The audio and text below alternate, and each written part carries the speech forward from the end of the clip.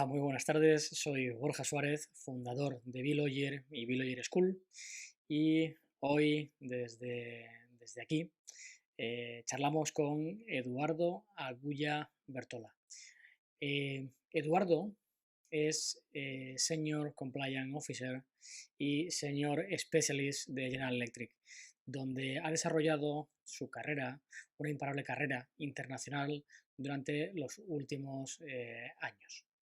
Previamente, Eduardo pasó por Alstom, donde estuvo 10 años desarrollando una impresionante labor de transformación y donde desempeñó los cargos de Business Development Manager y de Chief Compliance Officer.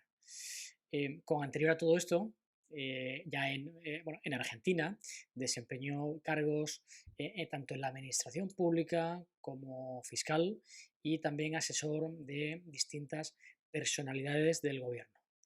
Además, Eduardo acaba de publicar un libro donde es coautor con otras eminencias del compliance mundial titulado Compliance sin Fronteras, donde se ofrece la visión de más de 15 países en esta materia. Aquí os dejo el link aquí debajo.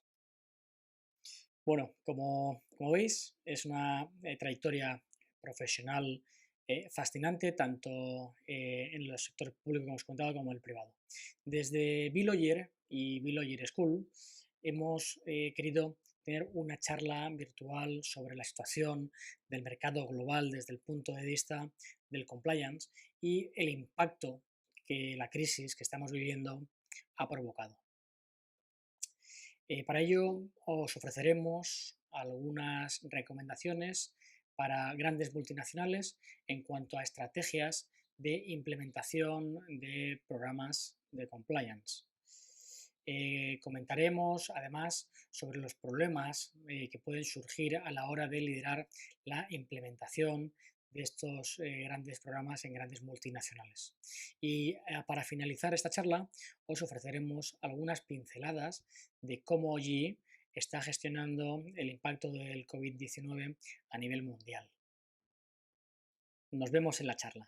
Pues sin más dilación vamos a pasar a charlar con Eduardo y para ello pues vamos a hacerlo en un esquema pregunta-respuesta que hemos preparado para vosotros.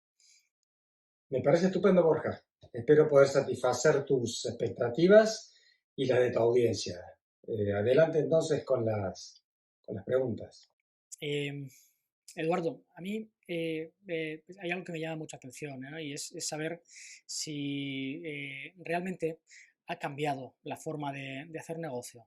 ¿Qué significa el compliance a nivel global hoy en día? Sí, efectivamente, Borja. El mundo de la empresa y el modo de hacer negocios ha cambiado bastante en los últimos 10 o 12 años. La vieja forma de hacer negocios se terminó. Prácticas corruptas que formaban parte casi de modo cotidiano de los negocios y que eran toleradas ya no se aceptan. Las exigencias son cada vez más duras y aunque todavía algunas empresas subestiman las consecuencias, hay un cambio que se impone cada vez más rápidamente. Hoy, no cumplir con los mandatos de compliance es una decisión desacertada. Una decisión desacertada que repercute en las empresas y también, por supuesto, en los directivos. El perjuicio o el daño de decidir jugar fuera de la ley es un impacto enorme y extremadamente dañino. Tengamos en cuenta que se ha pasado de aceptar tácita o expresamente que ciertas prácticas ilegales formaban parte de la vida diaria de muchas empresas.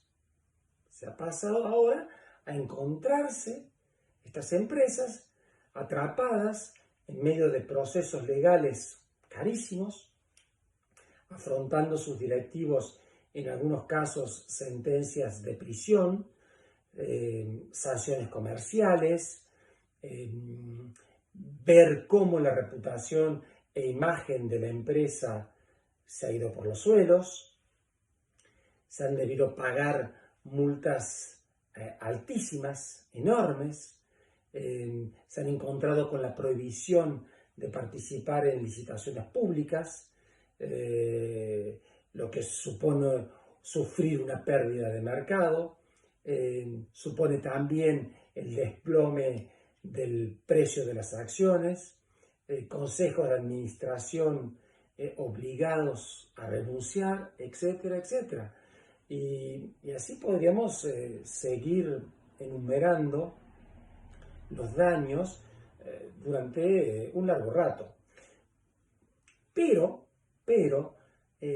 al mismo tiempo, no preparar a la empresa para un cambio en la cultura de integridad trae no solo las consecuencias que acabo de mencionar, sino también le priva a la empresa de importantes beneficios, tales como reposicionarse en el mercado, al disminuir todo coste asociado con pleitos, desplegar un negocio sostenible, eliminar o disminuir peligros al establecer un mapa de riesgos,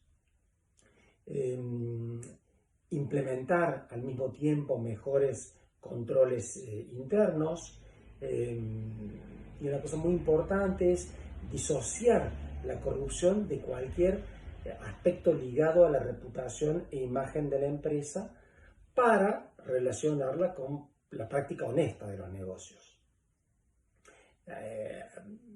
También es necesario adecuarse a las exigencias de las autoridades de regulación, de los clientes, de los accionistas e inversores. Y también una cosa muy importante es porque le permite a la empresa reclutar a los mejores profesionales del mercado al transmitir una imagen de empresa seria. En cuanto a la segunda parte de la pregunta, ¿qué significa compliance a nivel global hoy en día?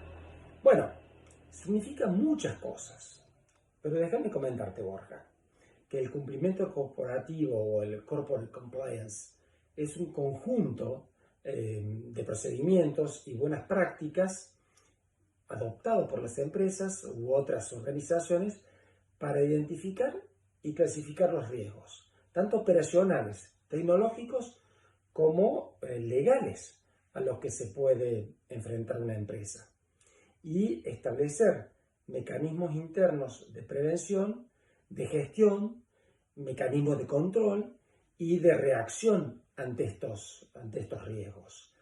Hoy la globalización también llegó al compliance. La presión para luchar contra la corrupción en los negocios es muy grande. Y no solo de parte de los países más industrializados, sino también por parte de la ONU o de la OSD. Está claro que no en todos lados el cumplimiento corporativo en su integralidad se encuentra desarrollado del mismo modo. Las etapas de desarrollo serán diferentes según el país que tengamos en cuenta. Y cuando digo en su integralidad, me refiero no solo a la existencia de reglas, sino también y fundamentalmente al nivel real de aplicación de esas reglas. Debemos hablar, por lo tanto, de una doble condición en materia de compliance: la existencia de reglas por un lado y su efectivo acatamiento por el otro. No hay ningún país en el mundo que en sus cuerpos legales no condene la corrupción. Eso es cierto, pero son pocos los que realmente aplican una política anticorrupción. Solo lo hace apenas un quinto de países entre más de 180 países. Vale la pena mencionar la reciente introducción, sin embargo, de la responsabilidad criminal de las personas jurídicas o personas morales en varios países, lo que es un avance importante, significante. Tal es el caso de España y de Argentina, por ejemplo.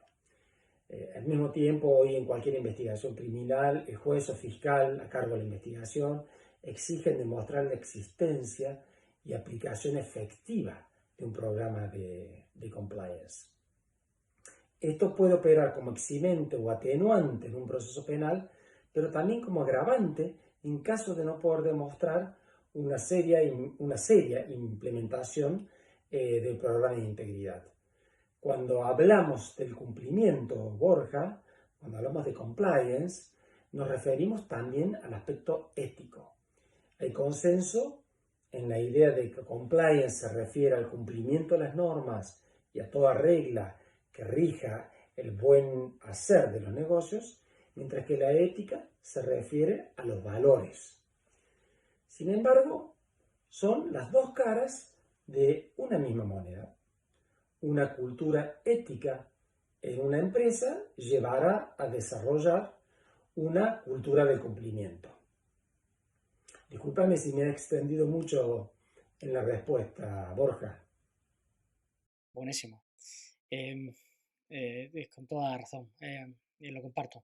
Eduardo, ¿cómo crees tú que ha afectado y afectará la crisis provocada por el COVID a las políticas de compliance en grandes multinacionales? ¿Podemos mantener la fórmula de compliance es igual a más ética menos fraude? Este punto de partida que hemos estado viviendo a lo largo de los años y el desarrollo de esta especialidad es sostenible pues en una política de compliance global para una multinacional en los tiempos que corren? Tu pregunta es muy pertinente, Borja, en los tiempos que corren, pero déjame, por favor, empezar por la segunda parte de la pregunta. En cuanto a si es sostenible una política de compliance global para una multinacional. Te respondo que no solo es sostenible, sino que es imprescindible y se presenta como la única opción posible. Cualquier retroceso en esta materia podría poner en un riesgo mayúsculo a la empresa. Con esto ya te das cuenta de que te anticipo también un poco la respuesta a la primera parte de tu pregunta. Dejando, por supuesto, de lado las terribles consecuencias sanitarias que ha traído el COVID, está fuera de discusión que el coronavirus ha afectado a todo el mundo desde la perspectiva de la actividad económica. Nadie lo duda, eso está a la vista. Los efectos nocivos y los perjuicios son inmensos. Sin embargo, yo soy razonablemente optimista y creo que esta crisis traerá también nuevas oportunidades de las que se beneficiarán, como comentaba con un amigo hace unos días, quienes tengan flexibilidad de criterio, sentido común y gran capacidad de adaptación para salir adelante. Dicho esto, la crisis del COVID no debería de ningún modo afectar las políticas de compliance. Hay quienes sostienen que es necesaria una flexibilización en términos de compliance debido al coronavirus. Yo entiendo que flexibilización en este caso significa relajar los controles. Y relajar los controles, desgraciadamente, se puede traducir en abrir la puerta a la corrupción. La recuperación económica no se acelerará porque seamos más flexibles o permisivos en materia de compliance. Al contrario, una flexibilización de las reglas de cumplimiento podría ser caldo de cultivo para que aprovechen solo los inescrupulosos. Fíjate que esta circunstancia no se le escapó al grupo de trabajo de la OCDE, el grupo de trabajo contra la corrupción, que a fines de abril pasado reafirmó su compromiso de luchar contra el soborno en el extranjero en el marco de la Convención Antisoborno. En definitiva, como mejor se lucha contra la crisis del COVID es con más compliance y más ética en los negocios, sin duda. Espero haber sido claro, Borja. Eduardo, como experto en la materia, ¿qué recomendaciones harías tú a las grandes multinacionales para preparar las nuevas políticas de compliance? Y una vez que me hayas contestado esto, ¿cuál sería, desde tu punto de vista, una estrategia lógica en la implementación de nuevas políticas de compliance, dada la situación actual que estamos viviendo? Mira, la mejor estrategia es profundizar aún más todas las políticas de integridad. Situar la función compliance en la orden del día de una empresa, en la agenda diaria. Hay temas, por supuesto, que son evidentes para cualquiera, como, por ejemplo, la prohibición de pagar sobornos o de la cartelización en los sectores para conservar los nichos y cuotas de mercado. Sin embargo, hay otros aspectos que son menos evidentes para el público común, como la necesidad, por ejemplo, de realizar una exhaustiva due diligence sobre los socios de consorcio, los proveedores, los representantes, es decir, todos los terceros que de algún modo están relacionados con la empresa. Es necesario también prevenir y sancionar los conflictos de intereses, aplicar reglas justas de empleo, erradicar el acoso sexual de cualquier organización, velar por la efectiva protección de los datos personales, o todos los temas vinculados a lo que es la ciberseguridad, etcétera, etcétera. Ahora, para llevar adelante cualquier política de compliance, yo entiendo que al menos los siguientes componentes no pueden faltar. El primero es tone at the top, es decir, que las pautas en la empresa vengan establecidas desde arriba, desde la alta dirección. En segundo lugar, la existencia de un riguroso mapa de riesgo, un elemento clave para saber en dónde está uno situado. Luego, la aplicación de una política global en materia de cumplimiento, una formación continua y una comunicación eficaz. Al mismo tiempo, es necesario tener un sistema que prevea premios y castigos, una evaluación y un monitoreo permanente del programa de integridad para mejorarlo, adaptarlo, actualizarlo, y un sólido e independiente equipo de compliance, tema sobre el que me detendré enseguida. La presencia o no de estos elementos es lo que va a distinguir una cultura de integridad común o corriente de una muy buena. Pero la manera en que los conjuguemos nos permitirá alcanzar una cultura de integridad verdaderamente de primer nivel. First class, como dicen los americanos. Estos temas los analizo con profundidad en el libro digital Compliance Sin Fronteras, que acaba de publicarse hace 2 semanas atrás, a principios de julio, del cual soy coautor, junto con otros 20 colegas especialistas en compliance de diversos países, de Europa, de América Latina, de los Estados Unidos. Precisamente el capítulo que he escrito para esta obra se titula Construyendo una cultura permanente de integridad en las empresas. Importancias, desafíos e ideas para lograrlo. Se trata de un enfoque muy práctico, lo pueden encontrar en internet, LinkedIn, etc.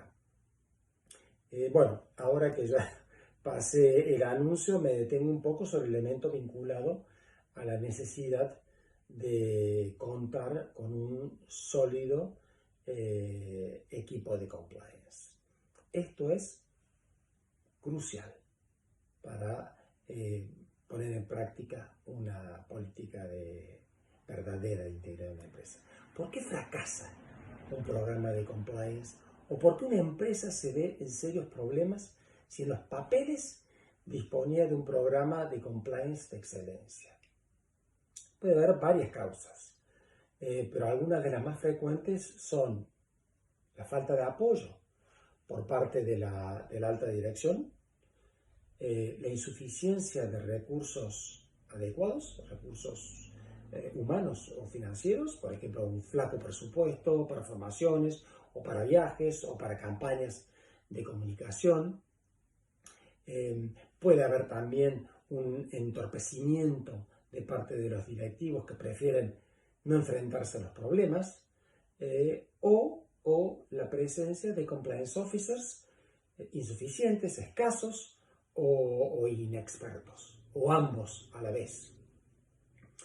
En el libro que te comenté, repaso in extenso lo que yo creo que debe tener un Chief Compliance Officer en cuanto a sus cualidades que están vinculadas a su formación, su veteranía, la personalidad, la independencia y la autonomía, las aptitudes que debe tener como educador, facilitador y comunicador.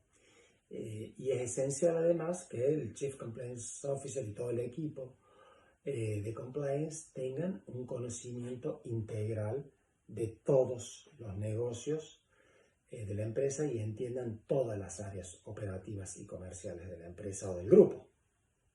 Si alguien del equipo de compliance ha sido reclutado fuera de la empresa, debe realizar una inmersión profunda para comprender el negocio antes de reunirse con las personas claves que lo manejan.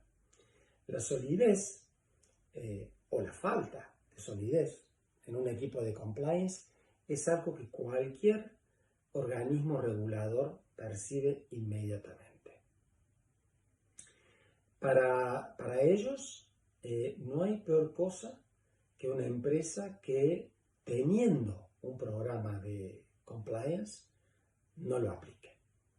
A veces es mejor, fíjate lo que te digo, no tener ningún programa que tener uno y saltárselo permanentemente. Buenísimo, Eduardo. Oye, hablando un poco sobre tu experiencia, tu vasta experiencia, ¿no? Y bueno, pues la labor que has venido desarrollando en compañías multinacionales durante los últimos años tan potentes como Alstom o como General Electric, ¿cuáles son los principales problemas que tú has detectado a la hora de liderar la implementación de programas de compliance en grandes empresas? Uno de los principales problemas es la cultura empresarial y otro problema es el cortoplacismo. Es decir, pensar a unos meses vista y no a 5 años, plazo mínimo para que el cambio de cultura de una empresa comience a dar sus frutos. Una empresa que no se decide a implementar un cambio cultural con todos sus recursos materiales y humanos es una organización que renuncia a toda expectativa de obtener beneficios y crecimiento en el mediano y largo plazo. Resulta muy difícil reparar una cultura destrozada por comportamientos deshonestos que, a pesar de ser evidentemente reprochables desde el punto de vista ético y legal, a veces son vistos estos comportamientos deshonestos como algo normal por quienes dirigen una empresa y encuentran siempre una excusa para justificar de alguna manera sus propios actos, diciendo, por ejemplo, en este país no se pueden hacer negocios sin pagar sobornos, o que los competidores nos llevarán ventaja si no hacemos lo mismo, o también que nuestra fábrica cerrará si no ganamos este contrato como sea, etcétera, etcétera. En fin, son excusas, son argumentos falsos y mucho de esto hemos escuchado. Pero te aseguro, Borja, que mi experiencia profesional de más de 20 años me confirma que sí se pueden hacer negocios limpios en países altamente corruptos. Que la hipotética ventaja competitiva que va a obtener un competidor por pagar sobornos podrá eventualmente ser de muy corto plazo, porque esa empresa será investigada alguna vez. Y que jamás, jamás ninguna fábrica de los grupos para los cuales yo he trabajado ha tenido que cerrar por haberse negado a violar la ley. Una cultura de integridad no es opcional, es una obligación. Implementar una política de tolerancia cero en materia de compliance es absolutamente necesario. Y cero significa no tolerar nada, no hacer ninguna excepción, ni ninguna concesión, y no aceptar ninguna desviación de las reglas. Si se deja abierta la más mínima posibilidad a que se consienta una irregularidad, todo el andamiaje se viene abajo. Hay que tener presentes las lecciones aprendidas. Los grandes grupos que han sufrido duras sanciones y pagado multas multimillonarias son los que mejor han asimilado las enseñanzas del pasado, y son aquellos grupos que han sabido realizar una fuerte inversión en materia de compliance y de desarrollo de una política de integridad. Oye, Eduardo, ¿y cómo estáis gestionando el impacto del COVID en GE a nivel global? Entiendo que esto es una pregunta quizá comprometida, pero seguro que es de grandísimo interés para la gente que vea pues esta charla, esta videocharla, yo desde Madrid, tú desde París, y pueden estar muy interesados, ¿no?, en seguir quizá los patrones o las líneas estratégicas que puede estar siguiendo una compañía multinacional como GE para poder implementarlo en sus propias políticas, implementarlo implementarlo a nivel interno, ¿no?, en sus políticas de empresa. La posición de la empresa en este tema ha sido ejemplar, desde todo punto de vista. El seguimiento del tema es cotidiano, la comunicación permanente, se ha privilegiado el trabajo a distancia cuando era posible, en las áreas de producción se han extremado los cuidados y el respeto a las medidas de seguridad sanitaria para evitar contagios, ha habido cursos online de formación sobre todos los aspectos relacionados con la pandemia, la salud de los empleados y la de sus familias ha sido puesta por encima de cualquier otro interés, y eso a pesar de la crisis económica. Realmente GE ha sido un ejemplo digno de destacar en el modo de gestión global del COVID-19 dentro de la empresa. Eduardo, a nivel personal, ¿cuál es el valor que aporta un profesional como tú a una gran empresa? Esto es una pregunta que muchas veces, dependiendo del mercado y de lo maduro que esté el mercado, pues puede tener mayor o menor significación.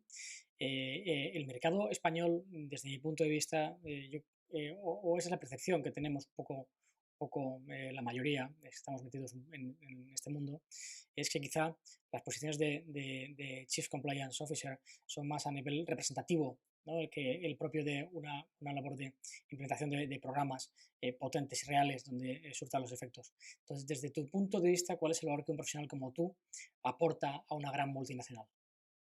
Bueno, es muy difícil hablar de uno mismo, ¿no?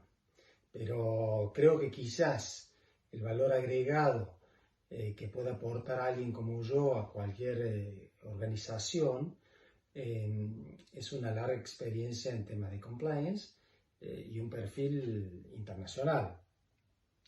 Me da la impresión también de que el hecho de haber ocupado responsabilidades importantes tanto en el sector público como en el privado es una ventaja al momento de comprender el funcionamiento de ambos sectores.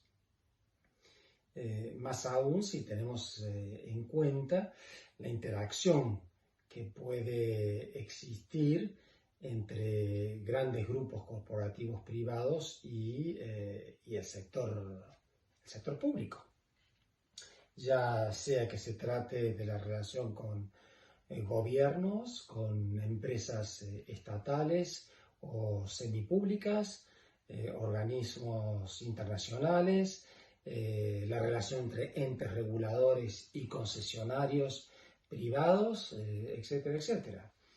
Y también quizás el hecho de haber tenido roles globales en empresas americanas, francesas, españolas e inglesas y en América Latina, me ha permitido conocer de primera mano los marcos teóricos legales y las prácticas comerciales de esos mercados, pero también las del resto de Europa u otras como China, Oriente Medio, Latinoamérica y el norte de África. Creo que mi principal aportación es ser un socio confiable de una empresa para ayudarle a hacer negocios, teniendo en cuenta siempre el modo de mantenerse lo más alejado posible de los riesgos que pueden resultar catastróficos para una compañía y sus directivos.